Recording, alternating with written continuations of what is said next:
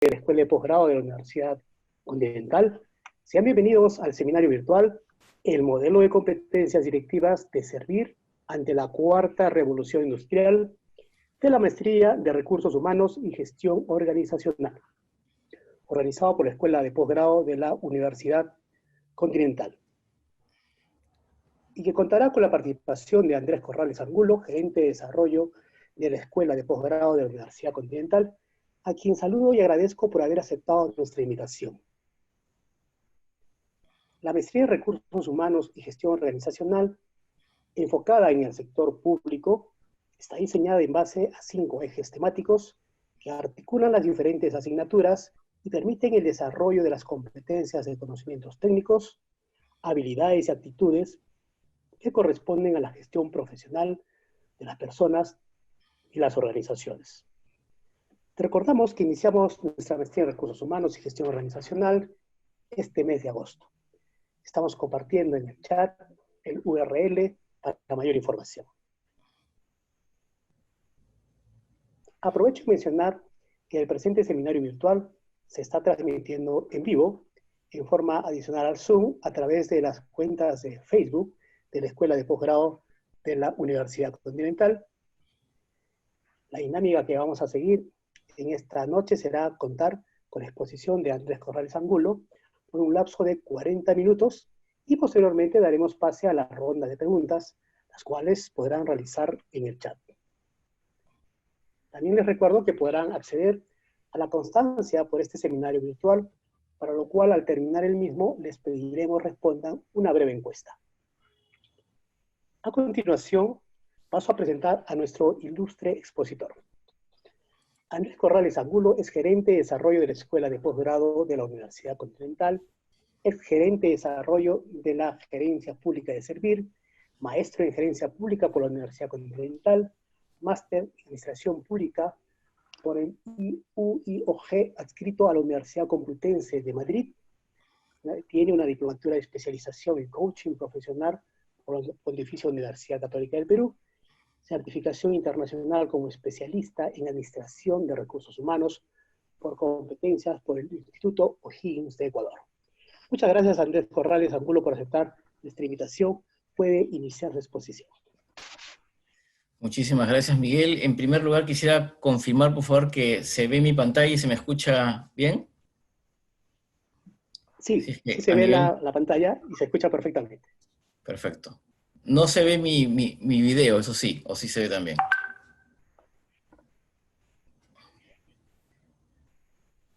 Sí, sí, se te ve en pantalla y la diapositiva también se ve. Perfecto, listo. Muchísimas gracias por la invitación. Muchísimas gracias a cada uno y a cada una de ustedes participantes que me honran en realidad con su participación en este seminario internacional. Vamos entonces a tratar este tema, el modelo de competencias directivas de servir ante la cuarta revolución industrial. Bueno, probablemente muchos de ustedes sí conozcan el origen de la teoría de las competencias, ¿no? Se suele considerar como la fecha, digamos, de origen, un artículo de David McClelland en 1973, ¿no? Que curiosamente, y esto no es tan conocido, porque digamos que el desarrollo de las competencias ha tenido su auge en el sector privado, sobre todo, pero no es tan conocido que el origen, el primer estudio que hace David McClelland, que es el que sustenta sus afirmaciones, se hace en el sector público, específicamente en el Ministerio de Relaciones Exteriores de los Estados Unidos, con jóvenes del servicio diplomático. Y efectivamente, a raíz de este estudio, donde compara los comportamientos de quienes tienen un desempeño exitoso respecto a los que tienen un desempeño promedio, y además es la primera vez que diseña y pone en práctica una herramienta que es muy utilizada justamente para la evaluación de competencias, que es la entrevista de eventos conductuales. Ahí surge con este estudio. Concluye que los test de aptitud académica y los exámenes tradicionales de conocimiento, porque digamos hay que tener en cuenta que tanto los de rendimiento digamos, exitoso o alto desempeño, como los de rendimiento promedio, tenían un IQ, digamos, muy alto, habían tenido un excelente desempeño en prestigiosas universidades de los Estados Unidos, y entonces eso no correlaciona con el desempeño. Lo que correlaciona con el desempeño son otros patrones, que justamente es lo que él termina llamando las competencias.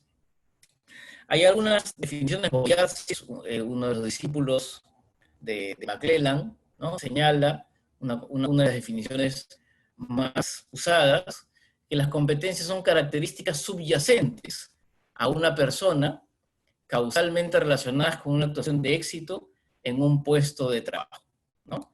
Vamos a utilizar el puntero, ¿no? Entonces, causalmente, esto es intencional, ¿no? Alguna vez alguien se ha confundido casualmente, no, causalmente, intencionalmente relacionadas con una actuación de éxito en un puesto de trabajo.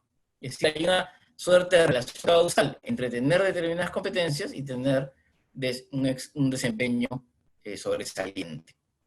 Hagerup, que también es de alguna manera heredera del legado de David McClelland, señala, es una transnacional especializada en el tema de competencias, es un conjunto de características personales expresadas a través de conductas, este es un tema bien importante, que producen, esto tampoco es casual, que producen un desempeño superior en un puesto o rol específico, en una organización y en una situación, contexto o cultura determinada.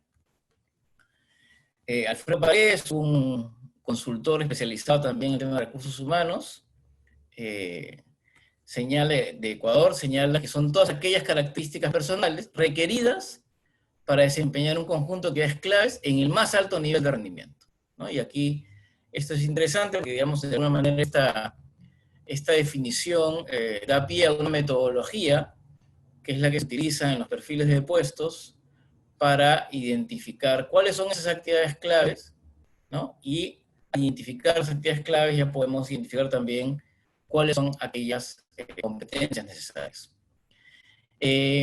Recientemente el CLAT ha publicado una guía para el sector público de Iberoamérica, una guía referencial con diccionarios de competencias, elaborado por Mercedes Jacobiello, una consultora de BIT, que conoce mucho la realidad directiva de América Latina, también del Perú.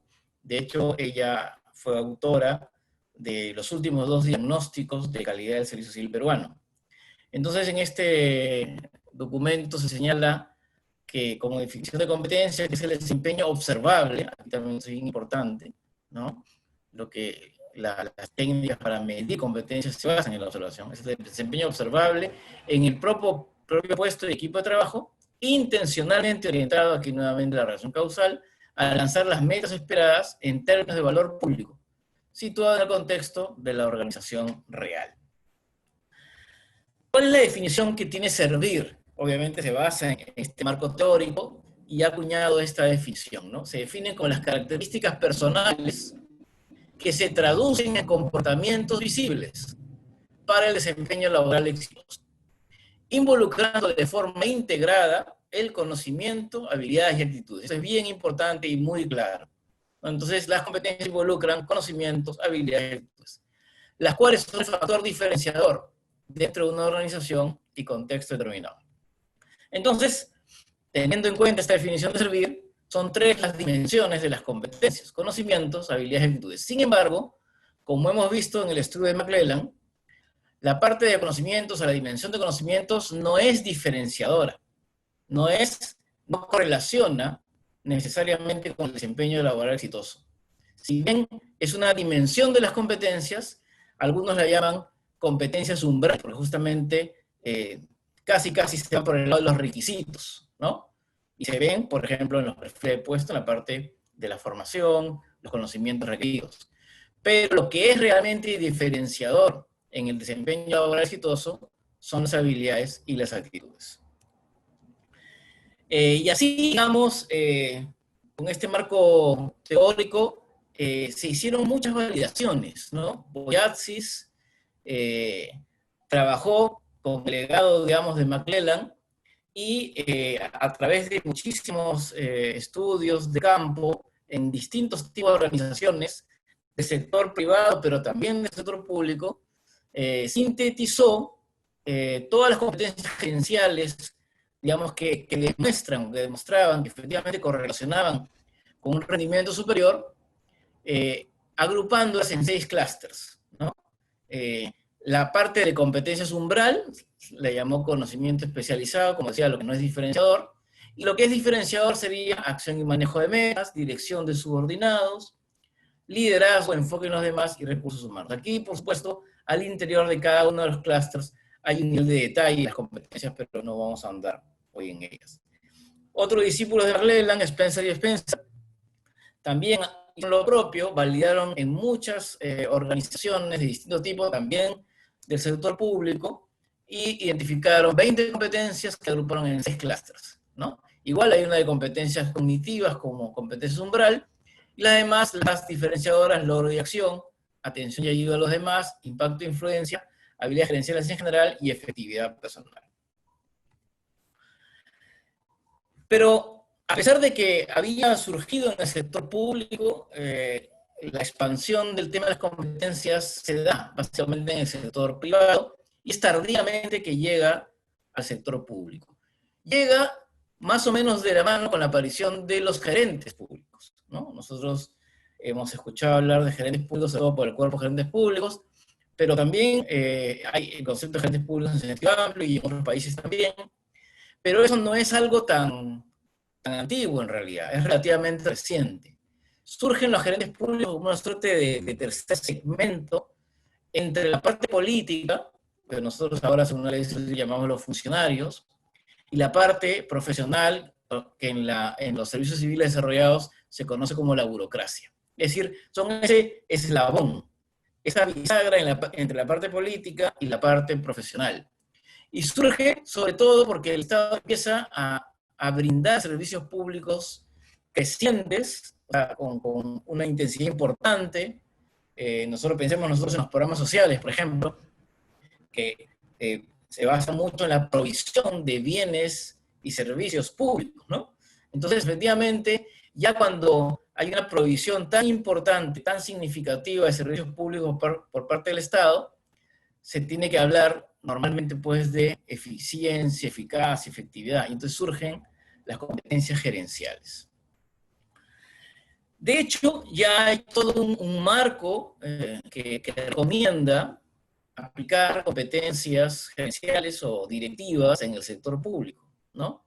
Un hito importante es la Carta Iberoamericana de la Función Pública, es un instrumento internacional promovido por el CLAT, que es como un estándar de referencia de lo que es un servicio civil profesional. Y allí se recomienda, ¿no?, el uso de competencias. De hecho, cuando estaba trabajándose el anteproyecto de la Carta Iberoamericana de la Función Pública, es decir, incluso antes de su aprobación, ya se trabajó por parte del BID, encargado Francisco Longo, que fue el autor del anteproyecto de la Carta Iberoamericana de la Función Pública, un instrumento para evaluar, diagnosticar los servicios civiles de América Latina, que se utilizó, por ejemplo, para diagnosticar en el año 2003-2004 el servicio civil peruano, luego 2015, y anteriormente 2010, terminando en enero del 2011. Entonces, en ese marco analítico, que de alguna manera baja indicadores, los postulados de la Carta Iberoamericana de la Función Pública, también se recomienda el uso de competencias. Hay un libro muy importante promovido por el BID, que se llama Década de Reformas de Servicios Civiles en América Latina, que es tiene como editor, autor, a Juan Carlos Cortázar, a Mariano Lafuente, y otras, Mariano Sanginés, del BID. Y una de las 10 tareas clave que este libro señala para mejorar el servicio civil en América Latina es la introducción de la gestión por competencias. Está también la guía referencial iberoamericana de competencias que les mencionaba. Y bueno, en general hay varios países líderes, ¿no?, con servicios civiles desarrollados que tienen implementados sistemas de competencias directivas, incluso competencias genéricas para su segmento directivo, ¿no? Como Reino Unido, Estados Unidos, Canadá, Australia, Nueva Zelanda, y más cerca a nosotros Chile, y en general los países de la OCDE, como luego veremos. Y efectivamente, una de las características que tienen buena parte de los países de la OCDE es que han definido sus competencias de manera centralizada para su segmento superior, para su Senior Civil Service, que es como el segmento de directivos públicos superiores. En el caso del Cuerpo de Gerentes Públicos, una experiencia muy valiosa en el servicio civil peruano, desde su inicio implementó gestión por competencias. También definió muy al inicio que era pertinente utilizar, como varios de esos países que he mencionado, competencias genéricas. Es decir, no solamente las competencias que se particularicen en un contexto organizacional o en un puesto específico, sino que puedan ser comunes a todos los gerentes públicos en este caso, y ahora a los directivos públicos del Servicio Civil Peruano. Esto obviamente facilita su gestión, pero al mismo tiempo le da como un común denominador de competencias a los gerentes públicos y directivos públicos. También, por supuesto, facilita la movilidad, que es una de las políticas públicas que se recomiendan en servicios civiles profesionales. Servir trabajó a partir de la Gerencia de Desarrollo de Capacidades y Rendimiento competencias transversales, es decir, competencias que fueran comunes a todo tipo de servidor civil, a todos los grupos ocupacionales de servidores civiles, ¿no? Obviamente también a los directivos, ¿no? Y fue un estudio muy serio que condujo esta gerencia, que llevó a cabo una consultora internacional, Everis, española, y es interesante constatar que las tres competencias que fueron, digamos, definidas como transversales, habían sido competencias que estuvieron siempre en el perfil genérico de gerentes públicos: orientación a resultados, trabajo en equipo y vocación de servicio, lo que era una confirmación de que efectivamente se trata de competencias pertinentes también para los directivos públicos. En paralelo a ese esfuerzo que desarrollaba la Gerencia de Desarrollo de Capacidades y Rendimiento de Servir, la Gerencia de Desarrollo de la Gerencia Pública condujo un estudio que lo que buscaba era, de alguna manera, plasmar en un documento, digamos, el marco programático de lo que debía ser la dirección pública en el Perú. Este documento, que se trabajó durante todo el 2015, que tuvo un proceso de consulta, talleres participativos, se recibió mucho aporte, se termina el 2016 y se plasma en el modelo de gestión del Grupo de Directivos Públicos del Servicio Civil Peruano. Y en ese documento se incorpora un marco conceptual diseñado por Mark Moore, de la Escuela de Gobierno John F. Kennedy de la Universidad de Harvard. Este marco conceptual lo que señala es que todo directivo público se mueve en tres ámbitos. En el ámbito de la gestión del entorno político, sobre todo porque no estamos hablando de la política partidaria, sino esa relación con el entorno político, por la cual se interactúa con esa dimensión política. Había mencionado que el directivo es una suerte de eslabón o bisagra entre la política y la parte profesional. Interactúa con la parte política para poder obtener respaldo, para poder obtener los recursos que se requieren, y también la legitimidad, porque también es lo político y social, y la legitimidad para aquella política pública, aquel proyecto que se está llevando a cabo el directivo. Tenemos el ámbito de la gestión estratégica, ¿no? Que es ese espacio por el cual nos preocupamos por la generación de valor público, por un adecuado diseño de las políticas públicas, de las intervenciones públicas, ¿no? Orientados a resultados, pensados como digo, en este valor público que implica resolver problemas relevantes para los ciudadanos, y que también tiene que tener un adecuado diseño basado en evidencias. Y luego tenemos la gestión operativa, que es hacer que las cosas sucedan, que es poder movilizar los recursos humanos, materiales, presupuestales, ¿no? Para que realmente se puedan llevar a cabo esas políticas, esos diseños, ¿no? Entonces, como ven, hay una interacción muy constante entre los ámbitos, ¿no? Obviamente, según el puesto directivo de que se trate, habrá mayor acento en uno de los ámbitos que en otro, ¿no? Un director general de planeamiento y presupuesto o un director de políticas públicas tendrá una gran dimensión de la gestión estratégica. Un jefe de logística tendrá una gran dimensión de la gestión operativa, ¿no? Alguien más ligado a un ministro tendrá una gran dimensión de la gestión de entorno político. Pero todos tienen que tener estas tres dimensiones. Entonces, servir con ese marco conceptual, ya en el 2016, define para gerentes públicos, para directivos públicos, competencias que están alineadas a estos ámbitos de gestión directiva. Articulación con el entorno político, alineado al ámbito de la gestión del entorno político. Visión estratégica, alineado al ámbito de la gestión estratégica. Capacidad de gestión, alineado al ámbito de gestión operativa. Se le suman, por supuesto, las competencias transversales, vocación de servicio, orientación a los resultados de trabajo en equipo, y como no podía faltar el tema de liderazgo, ¿no? Porque evidentemente estamos hablando de directivos, de gerentes públicos, entonces el liderazgo es fundamental. Ahora, quiero destacar que se trata de un liderazgo, ¿no?, de influencia, es decir, de alguna manera un liderazgo inspirador, ejemplar, y sobre todo de integridad, con base en valores. Esto me parece muy, muy importante. Estamos hablando de un liderazgo de integridad, obviamente que también muestra el norte y orienta y guía para el logro de objetivos institucionales valiosos que generen valor público, ¿no? Entonces, este es, digamos, el set de las competencias directivas, tanto de servir, tanto de aplicables a gerentes públicos como a directivos públicos. Ahora, el otro tema que está relacionado con ello es que esas competencias las tienen que materializar los gerentes públicos, directivos públicos, en un contexto, ¿no? Por más que sean competencias genéricas, se materializan en un contexto.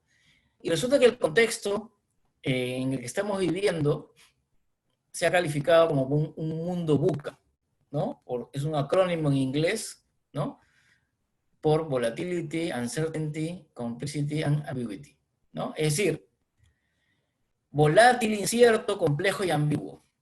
Y de hecho, la situación que estamos viviendo de la pandemia no ha hecho otra cosa que demostrar que efectivamente vivimos en un mundo VUCA, ¿no?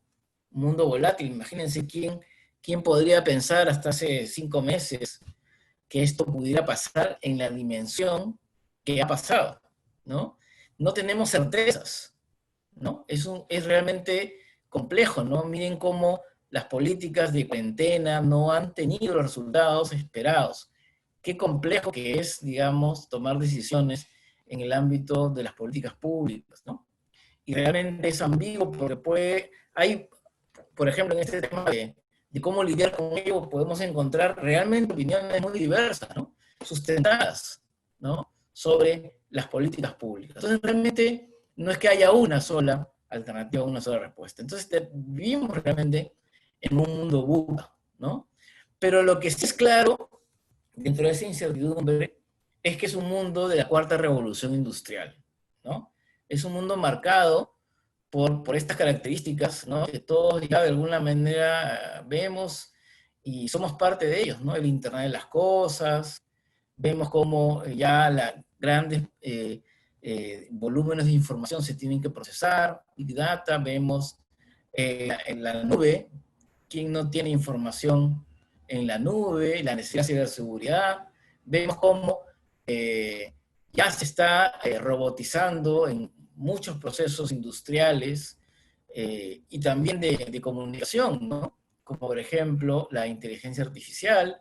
Entonces, en verdad vemos que este es un mundo que viene cambiando y viene cambiando con mucha rapidez, por las tecnologías disruptivas. Pero hay también varios factores demográficos y socioeconómicos que van marcando este mundo de la cuarta revolución industrial. Por ejemplo, vemos cómo el trabajo, ¿no? Este es todo un desafío, el tema del trabajo, ¿no? Esa naturaleza cambiante del trabajo. Ahora estamos haciendo trabajo remoto de una manera intensiva, ¿no? ¿Quién lo hubiera dicho, ¿no? Cómo eso va cambiando. Hasta hace no mucho, ahora obviamente con más restricciones, lo que se conoce como la uberización del trabajo era una de las tendencias más importantes, ¿no?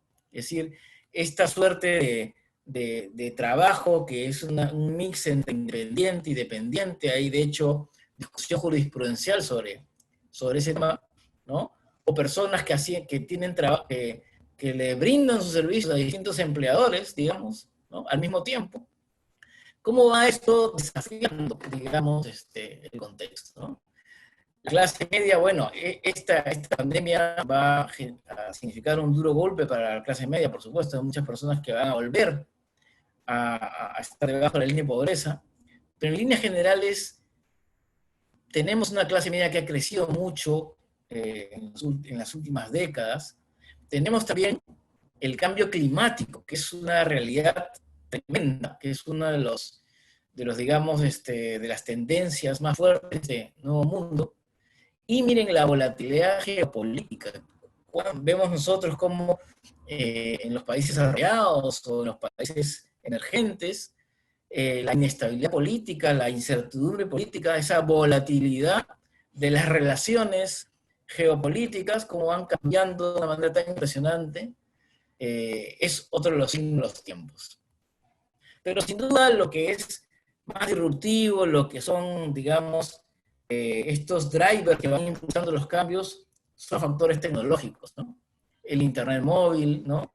Es decir, que puedas manejar casi toda la información a través de tu smartphone, la información en la nube, los procesadores que ahora tienen la capacidad para Big Data, para procesamiento impresionante de información, nueva fuente de energía, el internet de las cosas en general, todos estos cambios tecnológicos.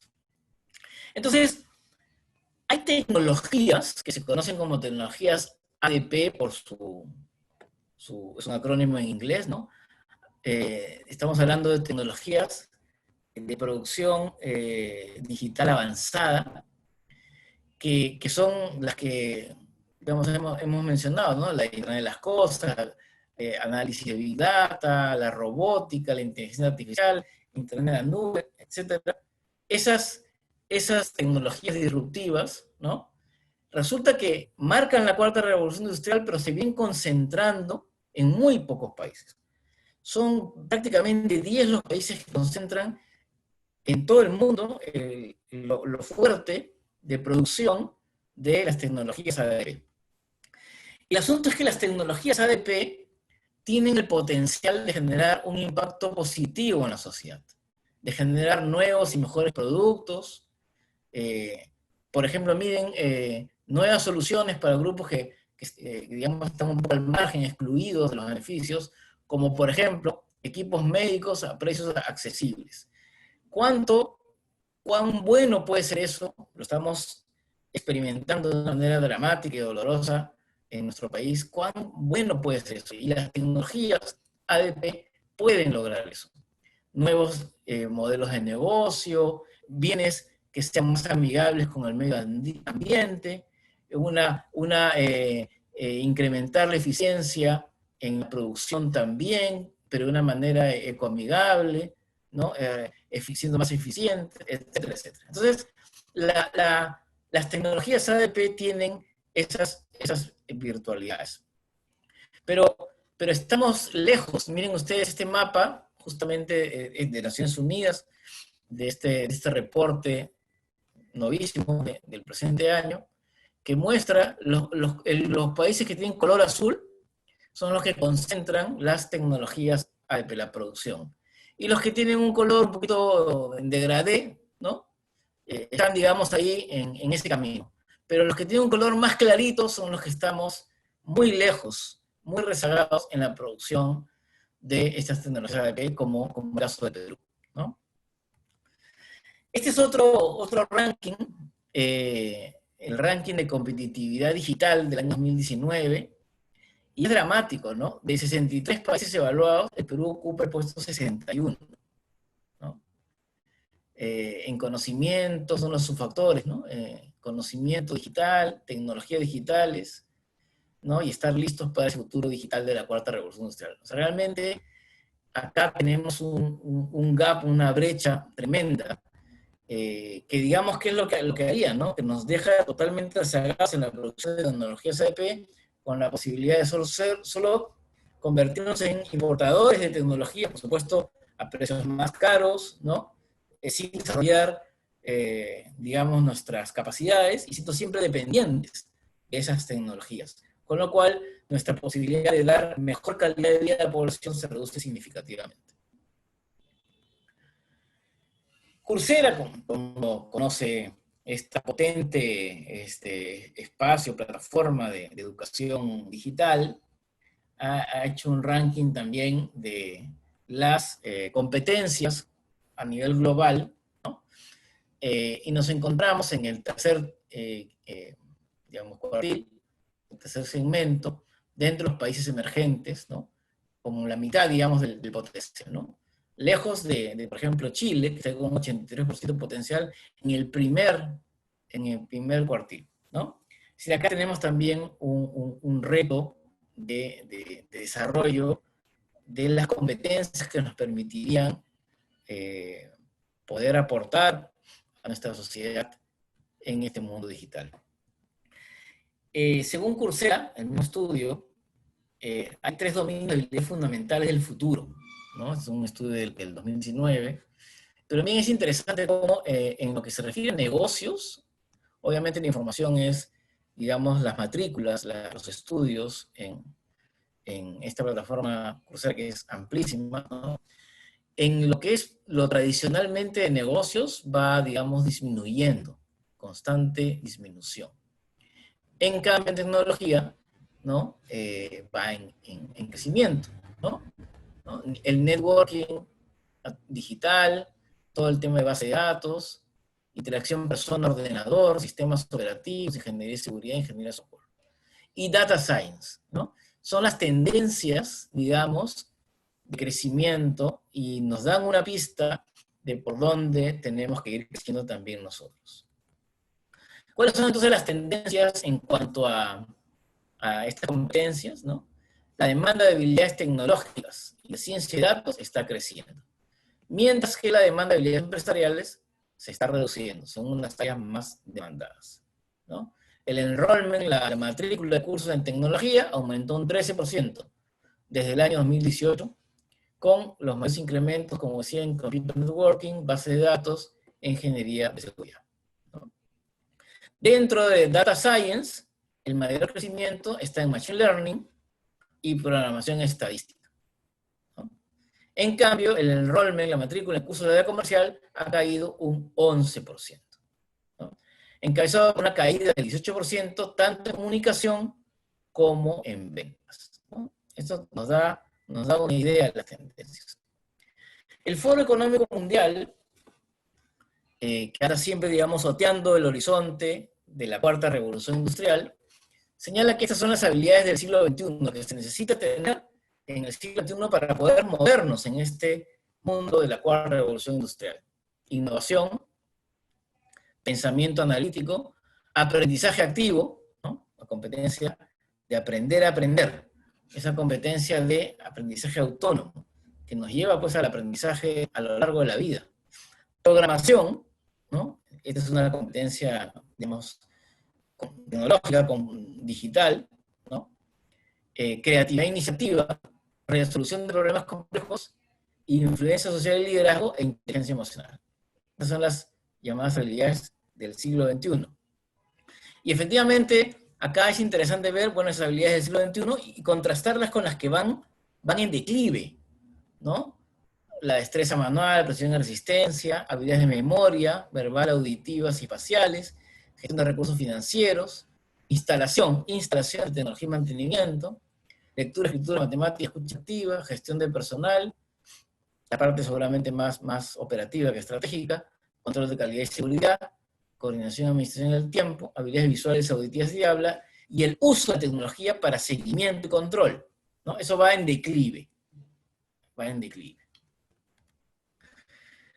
Este es otro estudio de QS. QS es la institución que hace los rankings de las universidades, ¿no? Pero se ha preocupado también por identificar qué es lo que el mercado laboral demanda, para justamente tratar de sacar la oferta universitaria con el mercado laboral.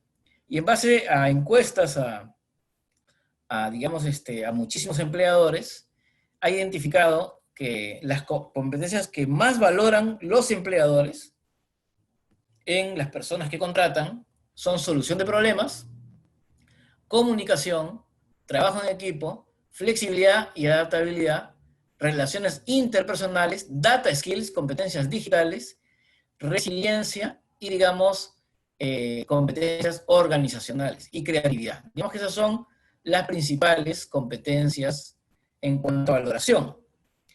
En este mismo estudio se señala si eso es lo que más valoran los empleadores, dónde encuentran cuando contratan a las personas, ¿no?, las mayores brechas. ¿Qué es lo que más ve que les falta a las personas que contratan? Solución de problemas, bien como destaca, ¿no?, como competencia. Resiliencia, comunicación, creatividad, competencias digitales, flexibilidad, adaptabilidad, liderazgo, ¿no? Esas son las competencias donde encuentran las mayores brechas, las que más se necesitan desarrollar. Acá hay otro estudio de IMD que se llama, en verdad es un estudio que trata de liderazgo en la era digital. Y este estudio propone un modelo de competencias que se llama HAF, ¿no?, para líderes ágiles, ¿no? Hemos escuchado que justamente para moverse en este mundo digital, en este mundo de la transformación digital, de la cuarta revolución industrial, se necesita ser un líder ágil, ¿no?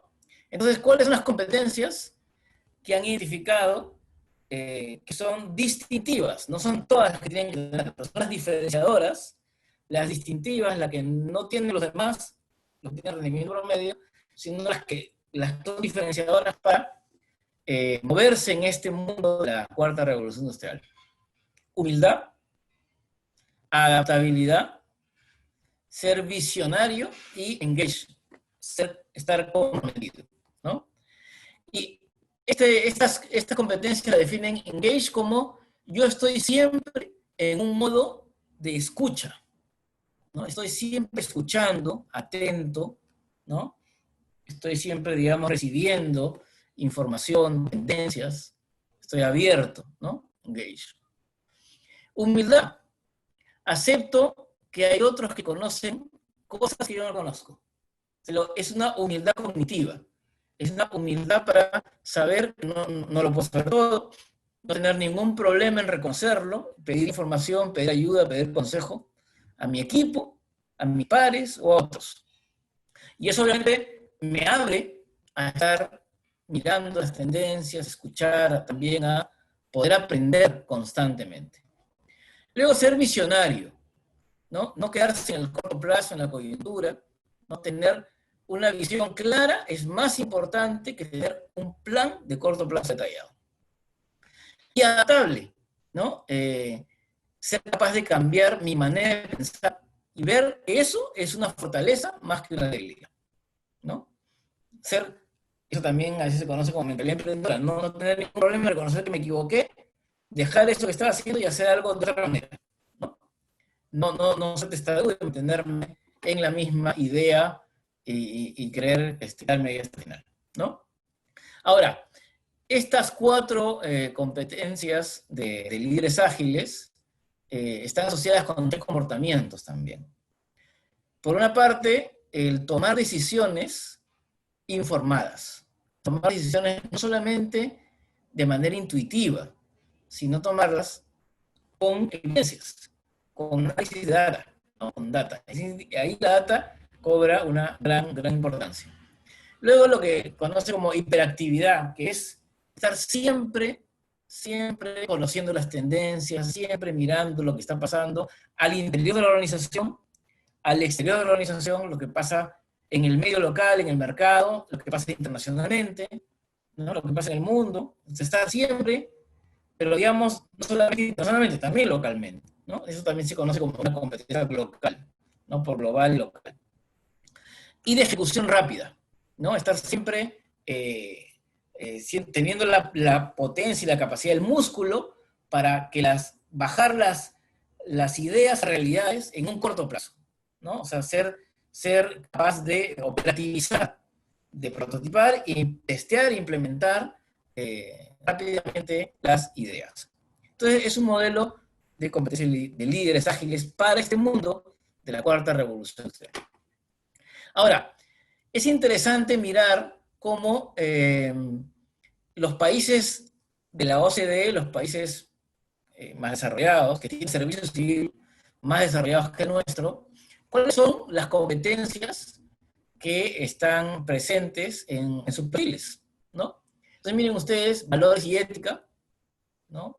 Como primer lugar, liderazgo, orientación a resultados, pensamiento estratégico, comunicación, trabajo en equipo, solución de problemas, profesionalismo, relaciones interpersonales. Esas son como las principales competencias presentes en los perfiles de la OCDE. Como pueden ustedes constatar, varias de estas competencias coinciden con las que se necesitan, y también en la cuarta revolución industrial, pero también coinciden con el perfil de competencias directivas de servir, ¿no? Aquí tenemos el liderazgo, orientación a resultados, pensamiento estratégico, visión estratégica, trabajo en equipo, ¿no? O sea, están presentes, hay coincidencias. Eso habla de digamos, una buena fortaleza del perfil de competencias genéricas de servir.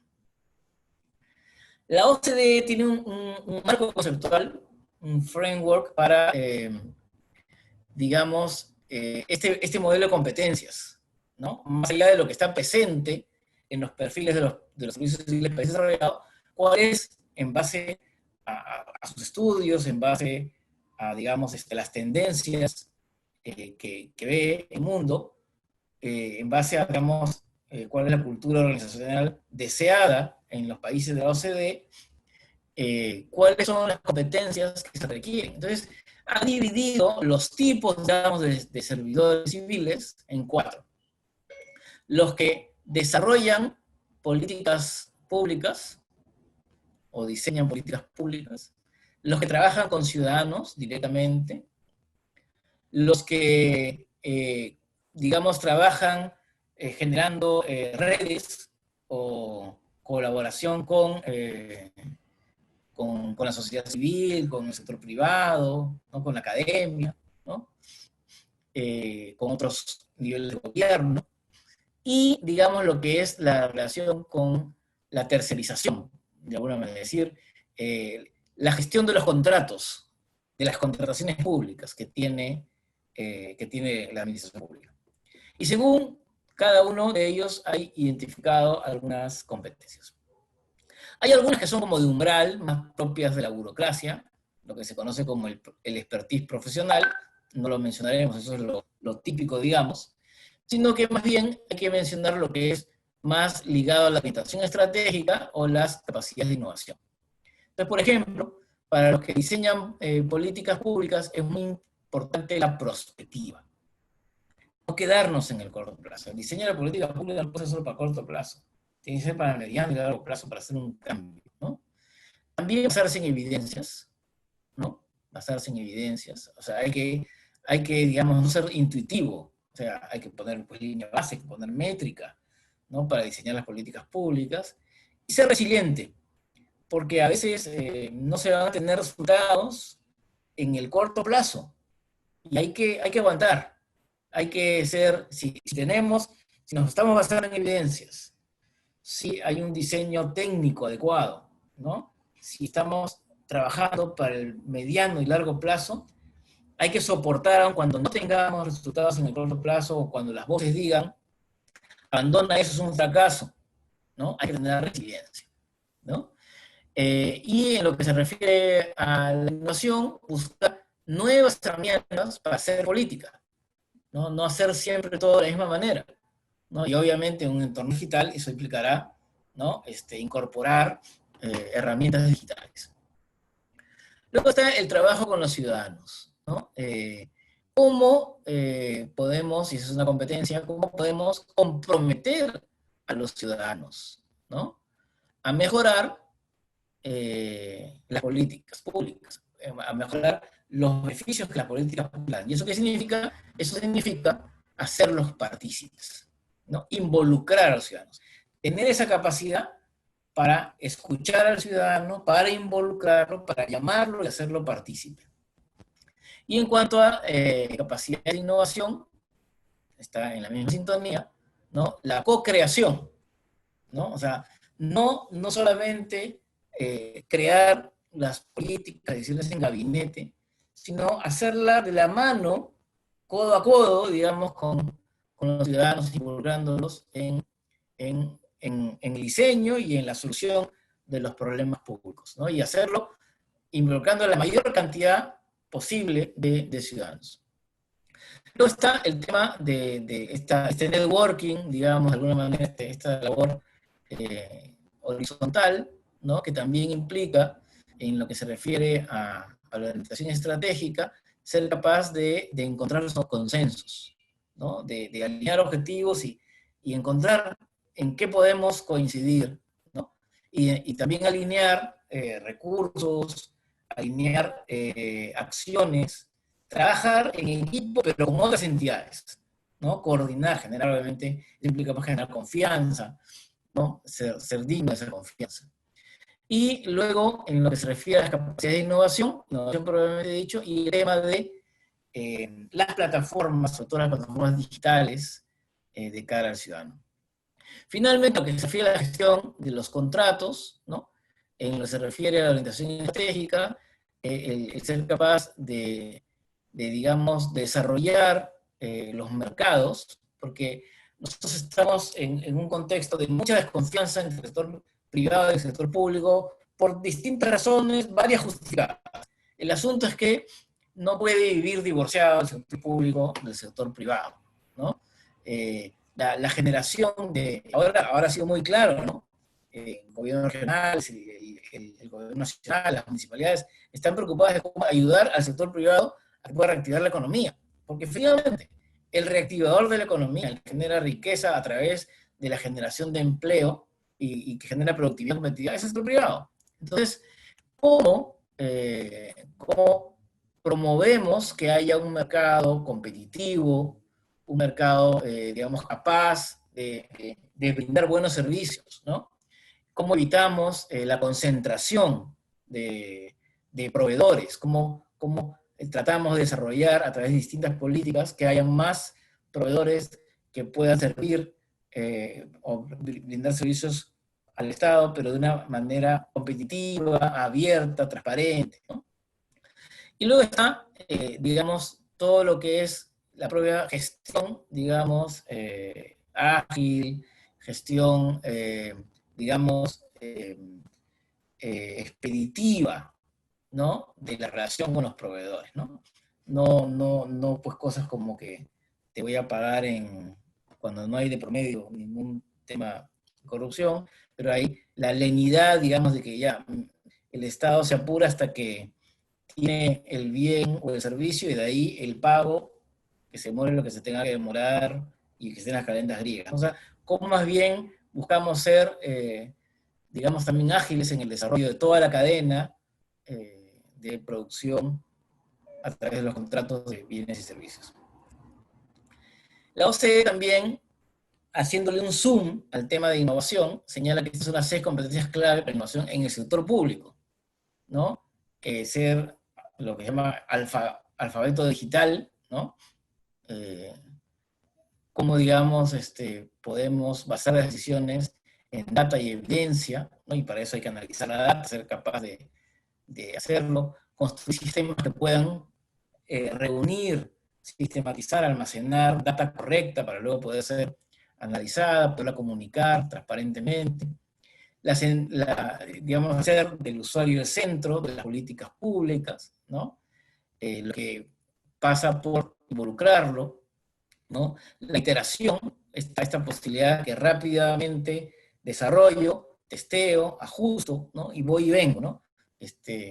No solamente hago un diseño y es una vez para siempre, no.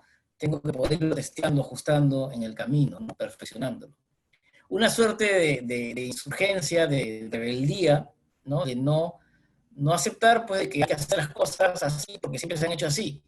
¿Por qué? O sea, también ser capaz de cuestionarlo, obviamente un cuestionamiento constructivo, la curiosidad para ver nuevas ideas, para, digamos, acoger nuevas aproximaciones, ¿no? Estar abierto a nuevas perspectivas, y el involucrar al ciudadano a través de una nueva narrativa, ¿no? Testimonios, contar historias, ¿no? Y así, digamos, ser mucho más cercano, digamos, al ciudadano. Esto, entonces, implica, ¿no? Ir hacia servidores civiles en general, ¿no? Que se mueven en un ámbito profesional, que son calificados, independientes, movidos por valores íntegros. Es la parte más, digamos, burocrática, ¿no? de las burocracias, digamos, de servicios civiles desarrollados. Lo estratégico, orientado a resultados, basado en evidencias, orientado al futuro, proactivo, articulado, y la parte más innovadora de estas competencias digitales que les he mencionado, ¿no? Pero ya el foco en los directivos públicos, en estratégico, estamos hablando de líderes, o sea, liderazgo transformador, líderes transformacionales y gestores de cambio, líderes colaborativos y gerentes adaptativos. Eso es lo que se necesita de cara al futuro, es lo que señala la OCDE. Simplemente para mostrar uno de los ejemplos de modelo de competencias de un servicio civil desarrollado, el gobierno federal belga, tiene sus competencias en varios ejes, digamos, relaciones interpersonales, un eje, efectividad personal, la parte propiamente de liderazgo, la parte más con tareas, pero lo que quería resaltar es la gestión de la información, como ya el tema de la data, el análisis de data, integración de data, la innovación, es, digamos, una competencia clave que va a generar mayor impacto a nivel directivo.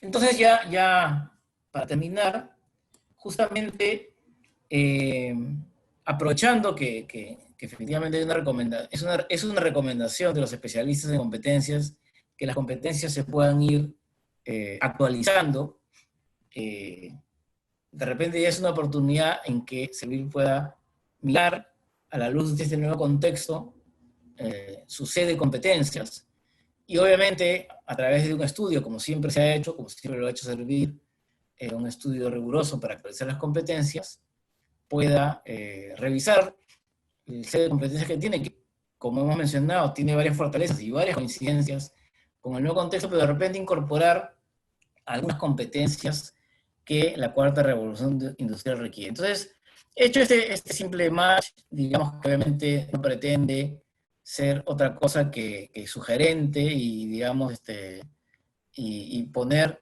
sobre la mesa unas constataciones. No pretende, por supuesto, que estas tengan que ser las competencias que se incorporen o se actualicen en el set de competencias directivas de Servir. Eso, como digo, tendría que ser fruto de un estudio. Sin embargo, creo que podríamos identificar como una suerte de hallazgos preliminares, muy preliminares, esto que voy a mencionar. Primero, digamos, identificar match, ¿no? O sea, entre las competencias requeridas por la cuarta revolución industrial y las competencias de Servir, sí hay varios match, ¿no? Por ejemplo, en liderazgo, el Foro Económico Mundial, QS, el estudio de IMD y la OCDE, también hablan de liderazgo ágil o transformacional, influencias del liderazgo. O sea, digamos que hay una coincidencia, que hay una sintonía. Obviamente, articulación con el entorno político es una competencia más del sector público. Probablemente no vamos a encontrar mucho en los estudios, digamos, de la cuarta revolución industrial digitales, pero De alguna manera, la hiperactividad a la que se refiere el estudio de IMD es estar siempre mirando y para interactuar con el contexto, podría aplicarse de una manera extendida a lo que es el sector público. La OCDE sí habla de que el rol, digamos, o una de las competencias que tiene el directivo es de ser articulador. Digamos, no precisa, con lo cual aplica a distintos ámbitos, también a la articulación con el entorno político. La visión estratégica sí tiene claras coincidencias con el pensamiento analítico o visionario, la prospectiva, la toma de decisiones basada en evidencia, ¿no? Foro Económico Mundial, IMD, OCDE. La capacidad de gestión también tiene varias coincidencias, ¿no? De hecho, para tú poder movilizar los recursos en un ambiente tan complejo como el sector público, tienes que tener, y está implícito claramente, creatividad, iniciativa, flexibilidad, adaptabilidad. Si no, no podrías mover todos los recursos para lograr que las cosas sucedan, ¿no? Ejecución rápida, habilidades organizacionales. Eso coincide también con, hay una sintonía con Foro Económico Mundial, QES, IMD y OCDE. Orientación a resultados, claramente lo que lo pone como una competencia necesaria. Trabajo en equipo también sale en varios de los estudios, ¿no? Está de todas maneras claramente. Vocación de servicio también, en la medida que la competencia de servir está definida como esa capacidad de escucha, de acogida, de empatía, ¿no?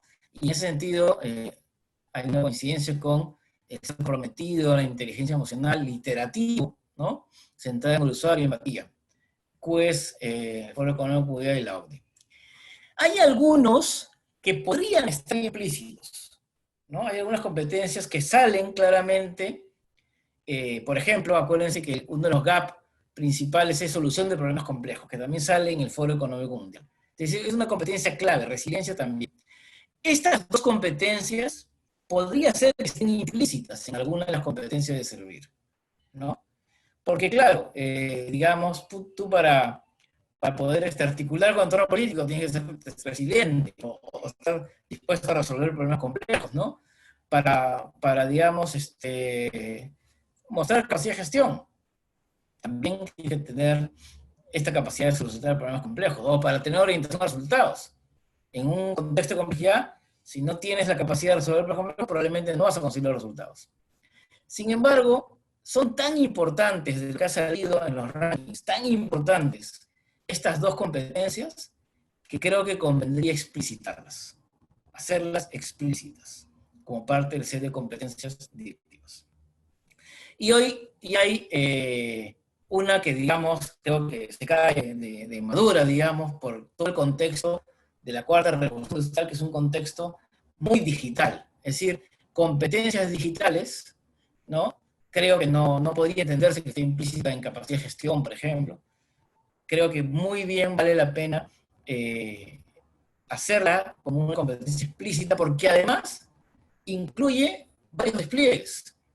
¿Qué cosas competencias digitales? Competencias digitales puede ser programación, puede ser data science, puede ser análisis de data, etc. Entonces, digamos que bien vale la pena incluir las competencias digitales para permitirte un despliegue de desarrollo, de capacitación, de crecimiento de gerentes y directivos públicos en competencias digitales.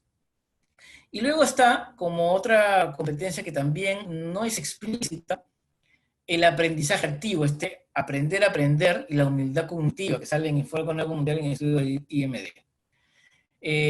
Podríamos decir que está implícita, probablemente, ¿no? En la visión estratégica o en el liderazgo, ¿no? Pero siendo tan importante, tan clave en la experiencia de los gerentes públicos y los directivos públicos y su digamos, desempeño superior, que vale la pena, a mi juicio, ¿no? Hacerla explícita, porque además es una competencia que conecta directamente con la cuarta revolución social, que es esta capacidad de aprender a aprender. Pero para tú aprender a aprender, tienes primero que reconocer que no lo sabes todo y que necesitas humildemente escuchar, preguntar, buscar. Eso te ejercita esa capacidad de estar siempre aprendiendo, siempre actualizándote, para poder estar siempre al día, digamos, y no solamente al día en términos, digamos, de conocimiento, sino de tendencias, digamos, incluso de cuáles son aquellas competencias más pertinentes para el contexto. Entonces, diría que ese sería un aporte, un modesto aporte, creo, que pudiera de repente servir de tener en cuenta para la actualización en su momento a través del estudio correspondiente de las competencias directivas de la Cuarta Revolución Industrial. Y con eso estaría mi presentación y quedo atento por si tienen algún comentario o preguntas. Gracias. Muchas gracias, Andrés Corrales, por la exposición de tan valiosos alcances, transmitiendo tus amplios conocimientos y vasta experiencia en el ámbito de la gestión humana en el sector público. A continuación, vamos a pasar a la ronda de preguntas. Invitamos a los participantes a realizar sus preguntas por escrito en el chat. Aprovechamos de resaltar que para los asistentes al seminario virtual de hoy, se les entregará constancias digitales por su participación. Les llegará a su correo un plazo aproximado de 30 días hábiles. Para nosotros es importante contar con su opinión. Los invitamos a completar la encuesta de satisfacción en el chat que se está compartiendo en el enlace.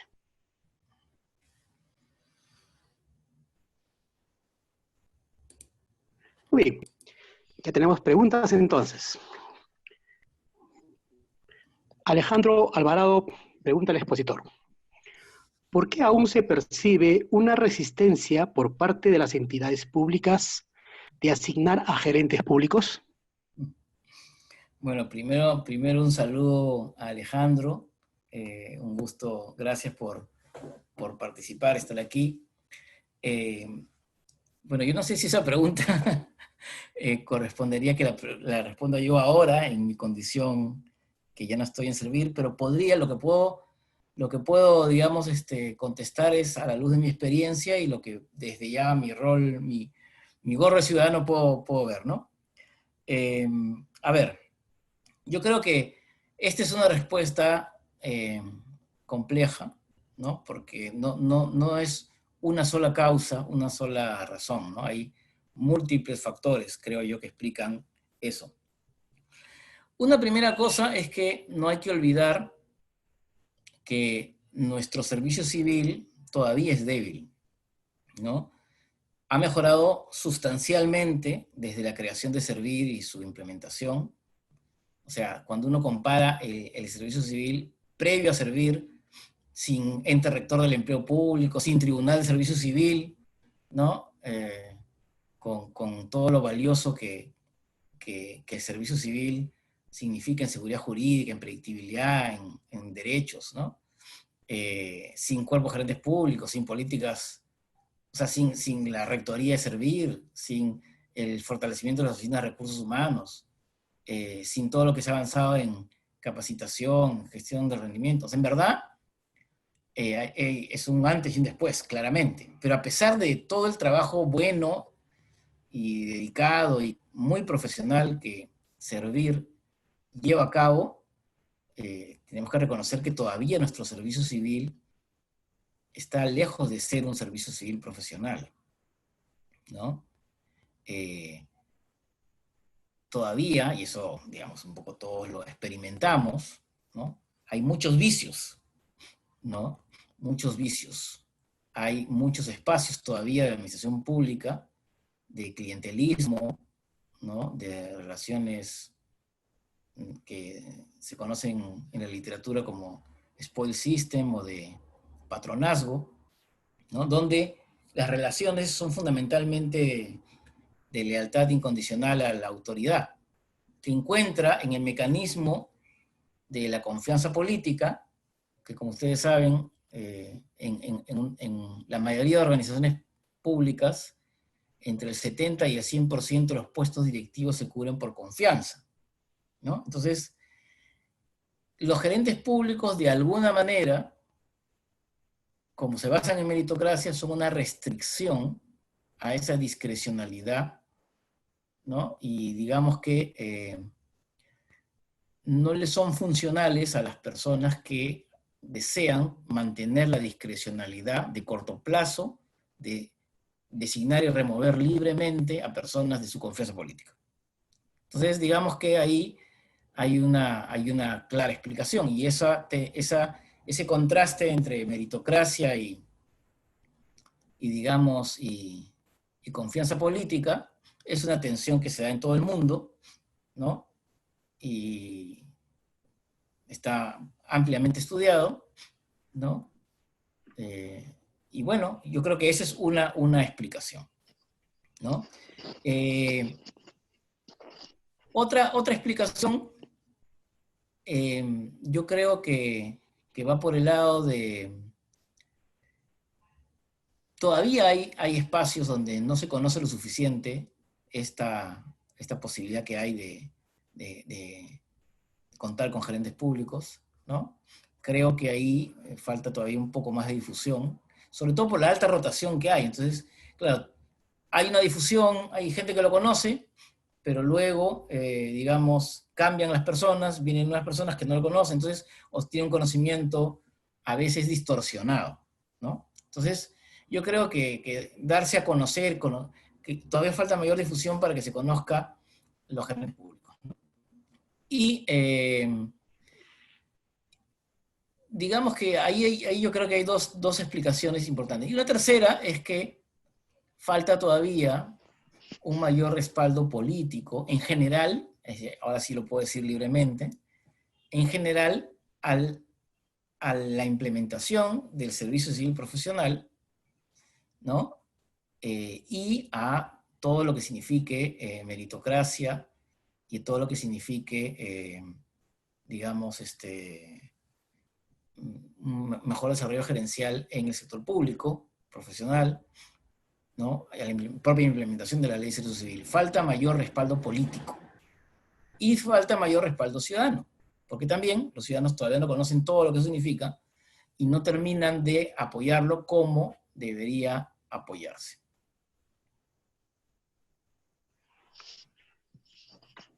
Muy bien, pasamos a la siguiente pregunta. Juan Carlos Samaniego nos pregunta, ¿las competencias están relacionadas directamente con el rendimiento y la actitud con aptitud forman parte de la competencia? Ya, muchísimas gracias. Sí, claro, justamente las competencias correlacionan directamente con el rendimiento. O sea, si haces un buen estudio, y por ejemplo en el caso de estos estudios que he mencionado de Boyazzi, de Spencer, los que ha hecho servir en su momento, todos son estudios que, digamos, identifican cuáles son las competencias que más correlacionan con el mejor rendimiento, ¿no? Con el rendimiento destacado. Entonces, a lo primero, sí. Ahora, las competencias incluyen conocimientos, que ya he mencionado, no es factor diferenciador, habilidades y actitudes. Las actitudes, por supuesto que son parte de las competencias, y las habilidades también. Las aptitudes con P forman parte de las habilidades, están ahí incluidas. Entonces, efectivamente, tanto las aptitudes como las actitudes sí tienen que ver y sí correlacionan con el desempeño superior. Muy bien, siguiente pregunta. ¿Cuál de los grupos etarios tiene mayor disposición para asumir el rol de gerente público? Bueno, esa es una buena pregunta. La verdad que no hemos hecho un estudio de eso. Claro, ese es muy interesante, ese estudio como para hacerlo, digamos, porque la disposición estaría encontrándose en la postulación. Ahora, pero en realidad, hasta donde recuerdo, Servir sí ha hecho ese análisis. No tengo ahorita en la cabeza, digamos, cuál es el grupo etario que más destaca, pero digamos, a ver, por las características de los requisitos, ¿no? Los requisitos, a ver, dos cosas, por las características de los perfiles, los requisitos previstos en los perfiles, pero también del proceso de selección, donde obviamente los que tienen un poco más que los requisitos mínimos son los que les va mejor y son los que terminan ingresando al cuerpo, al menos por la parte de evaluación curricular. Yo me atrevería a decir que estamos hablando de personas entre los 35 y 45 años, ¿no? Más o menos en ese rango etario debe encontrarse el grueso de los gerentes públicos, ¿no? Debido a que cuando ya ingresan y pueden, digamos, postular, es porque ya tienen una experiencia consolidada, ¿no? En el sector público también. Uh-huh. Siguiente pregunta. ¿Los beneficios del conocimiento de la gestión por competencias pueden ser impartidos a estudiantes universitarios de pregrado? Por supuesto, o sea, digamos, la ventaja de las competencias es que las competencias, primero se pueden desarrollar, ¿ya? Y segundo, las puedes tener al margen del conocimiento. Las competencias, me refiero a las habilidades y actitudes, ¿no? Como las dimensiones del conocimiento. O sea, las puedes tener al margen del conocimiento y al margen incluso de la experiencia. Obviamente, hay algunas habilidades que son potenciadas por la experiencia, ¿no?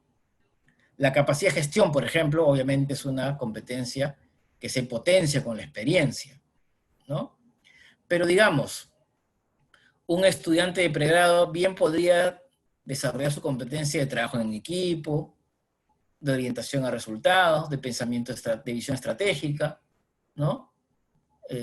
Perfectamente, de liderazgo. Entonces, a una de las preguntas, sí, es importante que conozca, es decir, por ejemplo, si es un estudiante de pregrado que aspira a trabajar en la gestión pública, bien pudiera conocer el set de competencias de servir, ¿no? Y ir, digamos, cultivando esas competencias que lo van a conducir para, si es que en algún momento decide efectivamente ingresar a la administración pública, encontrarse en mejores condiciones para ello. Y el tema del conocimiento también, por supuesto, ¿no? Hay, por ejemplo, en la Universidad Continental hay una carrera de administración pública, ¿no? Entonces, estos conocimientos, por supuesto que se pueden aprender en pregrado, sin ningún problema. De hecho, el conocimiento es algo que es lo que más es viable de incorporar. Entonces, sí, perfectamente, tanto los conocimientos como las competencias las habilidades y actitudes se pueden desarrollar desde la universidad, estando en pregrado. Bien, y ya para ir cerrando la rueda de preguntas, Marcela Vidal nos pregunta, ¿cómo se desarrolla el pensamiento analítico en gestores si vienen de universidades que se forman de manera convencional? Buenísima esa pregunta.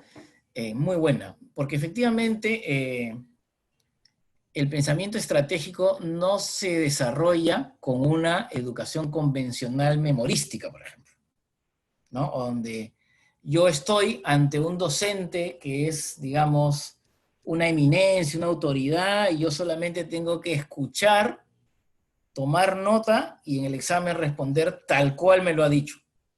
Claro, así no se desarrolla el pensamiento estratégico, ¿no? De hecho, las universidades más modernas que buscan desarrollar pensamiento estratégico utilizan, por ejemplo, el método del caso. Nosotros en la Universidad Continental también, por ejemplo, utilizamos el método del caso, porque claro, en el método del caso es una muy buena herramienta porque te pone en distintos escenarios, no hay una respuesta correcta muchas veces a los casos, y te permite analizar, ¿no? Obviamente con el respaldo teórico detrás, pero te permite analizar distintas circunstancias, roles, decisiones, actitudes, ¿no? ¿Qué hubiera hecho? ¿Qué pasaría si hubiera cambiado tal o cual circunstancia en el caso? ¿No? Entonces, esa, por ejemplo, es una muy buena manera para desarrollar el pensamiento estratégico. No es la única, porque, por ejemplo, también, de hecho, hay que leer y estudiar, pero leer y estudiar no para memorizar, sino para discutir, para debatir, para analizar, para desmenuzar, ¿no? Y en ese sentido, la discusión, el debate, ¿no? El ser como decía, ¿no? Rebelde en cierto sentido, ¿no? Y provocador también, desde el docente, pero también desde el estudiante.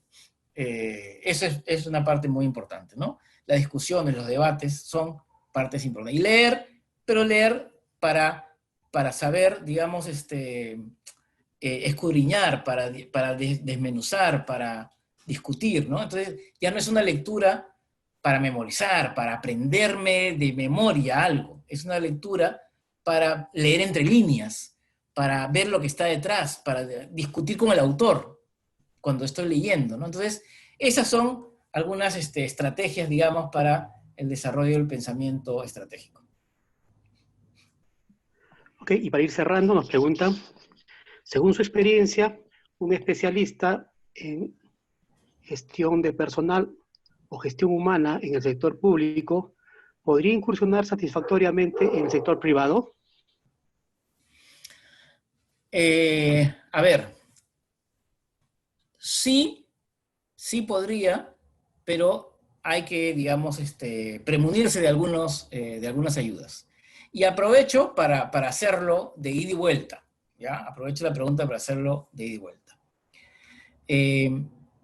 Obviamente, en el Estado hay, dependiendo del expertise del especialista de recursos humanos, si es un especialista que lo que conoce es el régimen general de la 276 y de CAS, y va a pasar al sector privado, en el sector privado no hay ni 276 ni CAS, ¿no? Y no hay reglas, digamos, semejantes a las que tenemos nosotros en los sistemas administrativos, por ejemplo, ¿no? Los sistemas administrativos, me refiero del sector público, ¿no?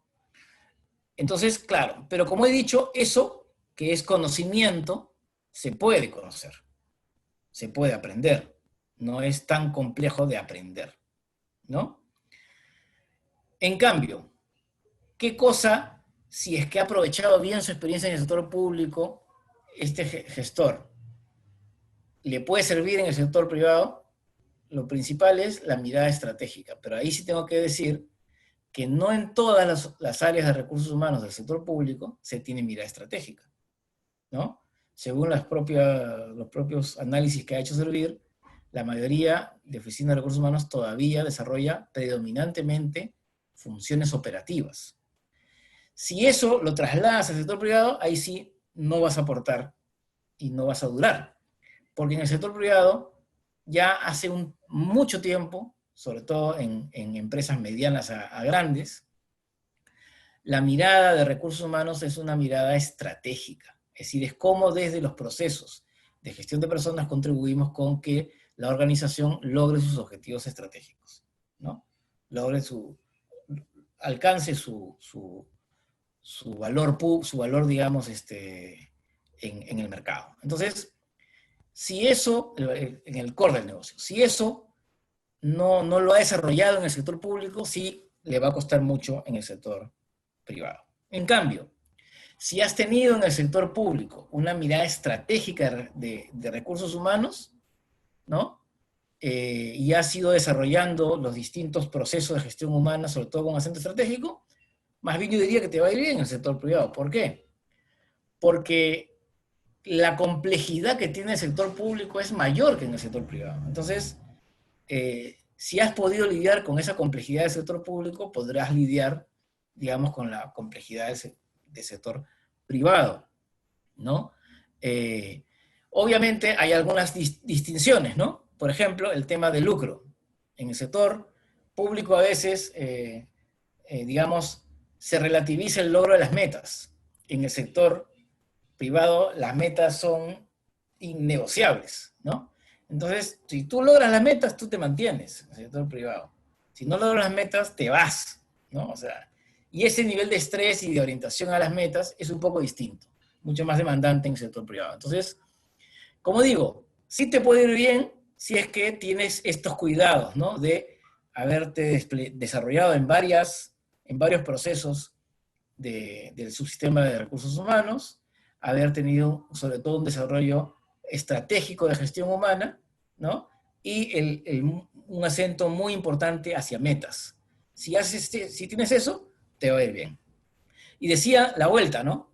Del sector privado en el sector público, hay varias personas que conozco exitosas en gestión humana del sector público, que conozco muy de cerca, que han venido del sector privado, donde han sido exitosos también, y les ha ido bien en el sector público. Les ha costado al inicio, pero ya les ha ido bien, ¿no?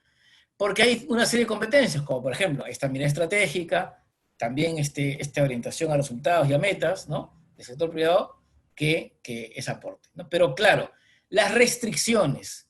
A veces una cultura organizacional muy complicada, ¿no? Muy vertical o con liderazgos complicados, con un estrés muy grande, sí puede generar, digamos, una dificultad de adaptación del sector privado al sector público. Y también, obviamente, este conocimiento que hay que tener y que hay que tratar de aprender muy rápidamente de las reglas distintas y, digamos, muy amplias de manejo del sistema administrativo de recursos humanos y de otros sistemas administrativos en el sector público, ¿no? Si eso se soluciona, también pueden ir bien, y en ese sentido sí es viable un ida y vuelta entre el sector privado y el sector público. Muy bien, agradecemos a todos por sus preguntas y su participación activa. Estimado Andrés, ¿nos puedes comentar un poco acerca de nuestra nueva modalidad de estudios y la maestría en recursos humanos y gestión organizacional? Sí, claro, con mucho gusto. La maestría de Recursos Humanos y Gestión Organizacional de la Escuela de Posgrado de la Universidad Continental es la única maestría que yo conozca, que está, la que se ofrece desde Lima, digamos, que está enfocada en el sector público, ¿no? Porque el resto de maestrías que existen están más enfocadas en el sector privado que en el sector público. Esta ha sido, cuando se diseñó esta oferta desde Lima, se diseñó pensada en el sector público y muy alineada a los lineamientos de servir, ¿no? Eso fue un hilo conductor que se tuvo en su diseño. Tiene, como ya un estándar de las maestrías de la escuela de posgrado, que es que hay una certificación progresiva. Es decir, mientras uno va avanzando en el plan de estudios, va obteniendo determinados diplomas, ¿no?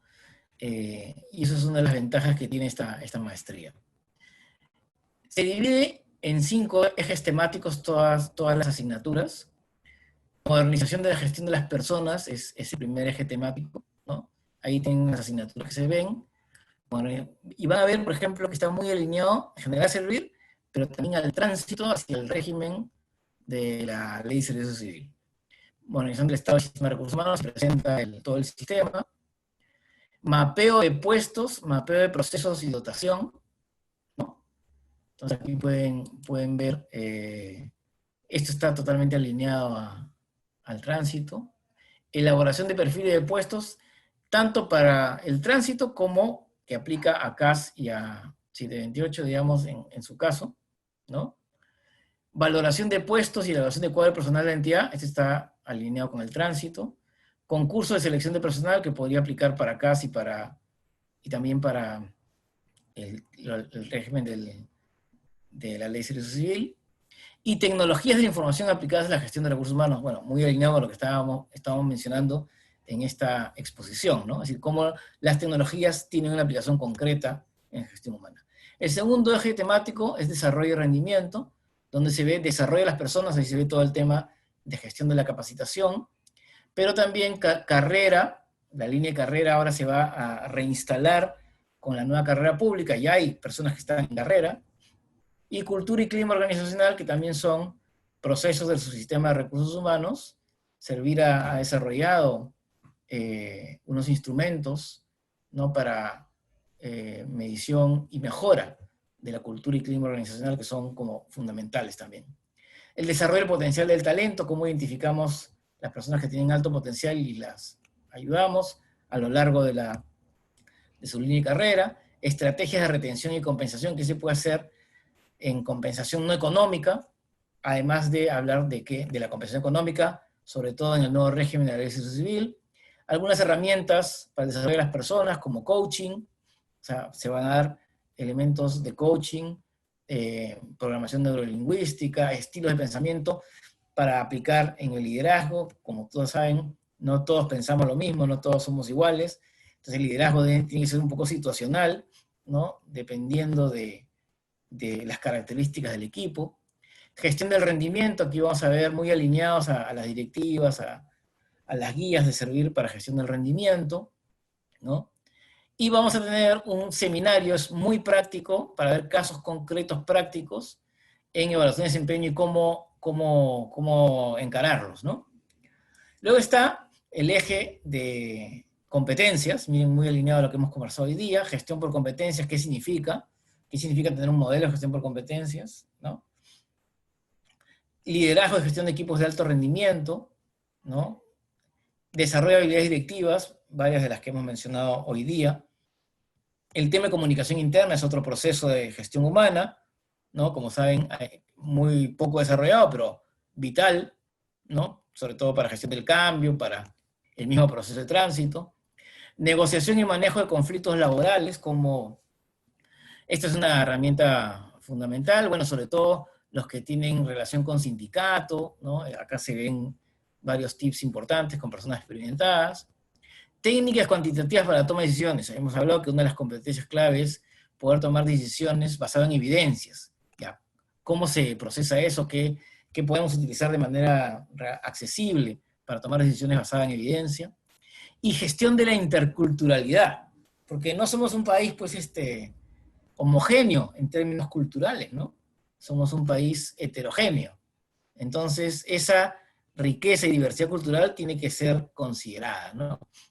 Luego está el eje de la gestión organizacional, porque esta es una maestría en recursos humanos y gestión organizacional.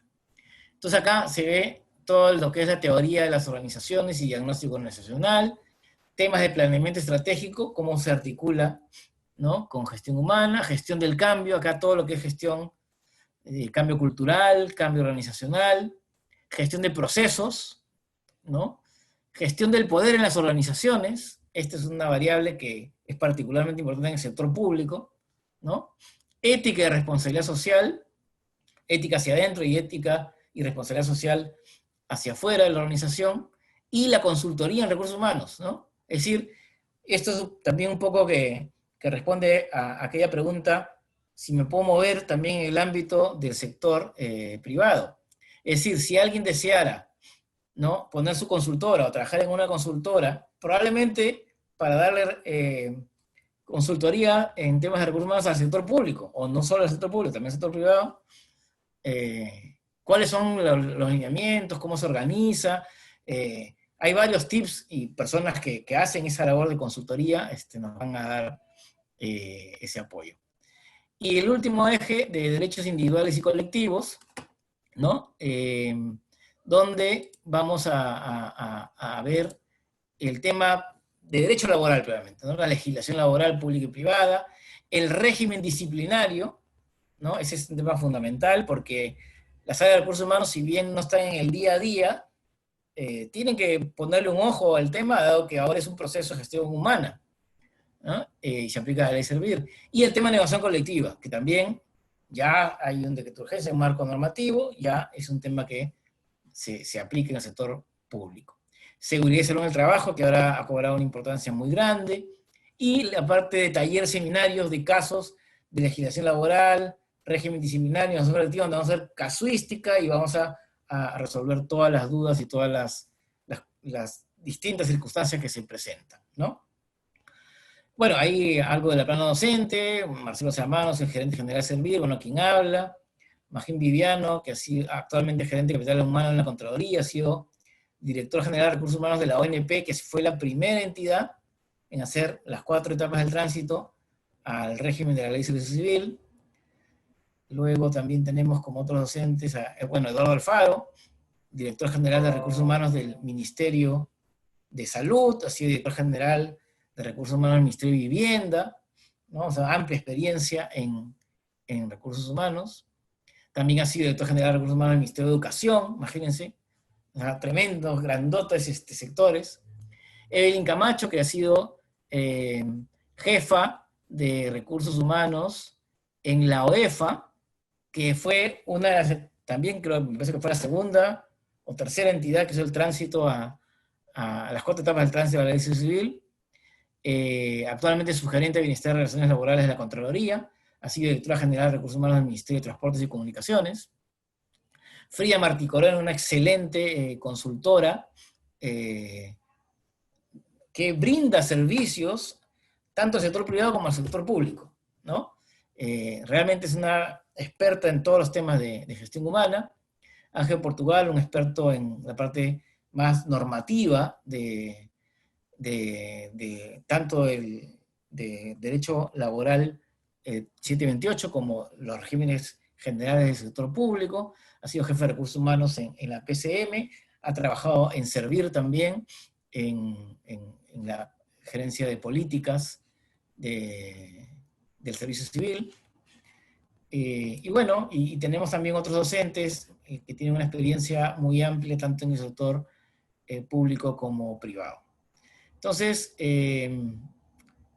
no sé, Omar Guevara, que ha trabajado en la SUNAT, Guido Bravo, que es un consultor en desarrollo organizacional, Walter Rojas, que también tiene una amplia experiencia entre el sector público y privado. En general, son algunos de los docentes, hay más docentes que trabajan en la maestría. Nosotros sí buscamos en la maestría que las personas que enseñen, y es una característica de todas nuestras maestrías en escuela y posgrado, sean practitioners, o sea, transmitan su experiencia relevante en aquellas materias que imparten, ¿no? Y podrán ver que la malla es muy completa para el sector público, ¿no? También tiene conferencias internacionales y la posibilidad de tener digamos, participar en algún seminario internacional con alguna universidad del extranjero. Nosotros esperamos que pronto se recupere la presencialidad y poder nosotros tenemos programado un viaje de estudios a Medellín para visitar la Universidad Nacional de Antioquia, que es una universidad líder en Colombia, con muy buenas prácticas en el sector público y privado en recursos humanos. Entonces también eso es una posibilidad. Estoy seguro que en el tiempo que dura la maestría tendremos la ocasión de hacer ese viaje. Eso es lo que podría decir Miguel. Ok, muchas gracias nuevamente al maestro Andrés Corrales por tan brillante exposición y por la conferencia de esta noche. También te invitamos a ser parte de nuestro grupo de WhatsApp, donde podrás acceder a artículos de interés alineados a tu especialidad, tips del docente expositor para que lo apliques en tu trabajo y descuentos exclusivos. En el chat estamos compartiendo el enlace para que seas parte de nuestro grupo. Se está compartiendo el enlace en el chat en este momento. Los invitamos a solicitar más información de nuestra maestría en recursos humanos y gestión organizacional que inicia este mes de agosto. Estamos compartiendo en el chat el URL para mayor información. Bueno, damos por concluido nuestro seminario virtual, el modelo de competencias directivas de servir ante la cuarta revolución industrial. Agradecemos a nuestro distinguido expositor Andrés Corrales Angulo por sus importantes reflexiones. Finalmente, agradecemos a todos los que nos han conectado y acompañado en esta noche por Zoom y a través de las redes sociales por su participación y hasta otra oportunidad. Muy buenas noches.